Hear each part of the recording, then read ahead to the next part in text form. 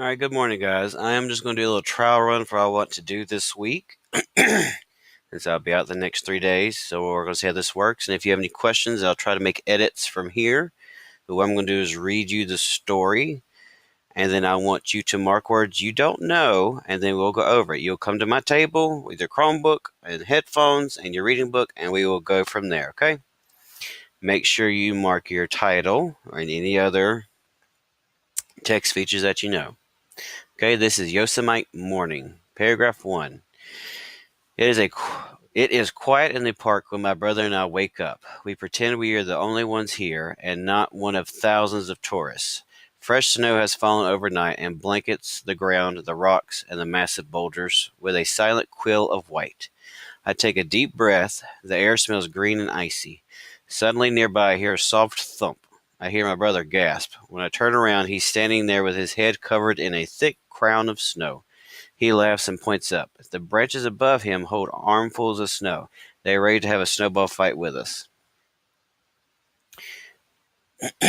We walk further into the woods, our boots crunching in the snow. My brother walks ahead at one point. His entire left leg sinks down into the snow. I run to help, and I too sink completely into the surprisingly deep snowbank. We are laughing, trying to free our legs from the snow's grip. I pull my foot out, finally, only to find out that it's just my sock that has escaped. My boot is still buried. The forest echoes with our giggles, clear as bells. We finally roll exhausted away from the deep snow. We continue our exploration. We wander deep into the woods. It feels like we are all alone.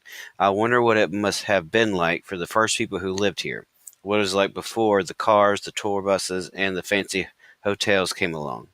Did they walk quiet as rabbits on the new fallen snow? Did they stare up in awe the great granite face of Half Dome? Oh, gone the wrong way. We come to a clearing. My brother holds up a hand, signaling me to stop. At the far edge of the clearing, it is a small creek cutting an icy path through the snow. At the creek's edge, a deer is watching us. We freeze. The deer freezes. Slowly, never taking her eyes off of us, she dips her head quickly into the water. She takes a long drink. Her head suddenly shoots up, alerted to the sounds only her deer ears can hear. In a flash, she is gone. In the woods, her white tail waves her goodbye. We decide to head back to our cabin, as the cold air and snowy walk have left us famished.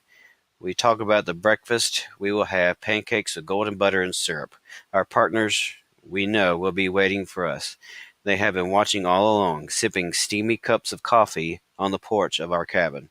Later, we will take them into the woods and show them the silence. All right, so make sure you mark words you don't know, and then we will continue with the questions when you come back.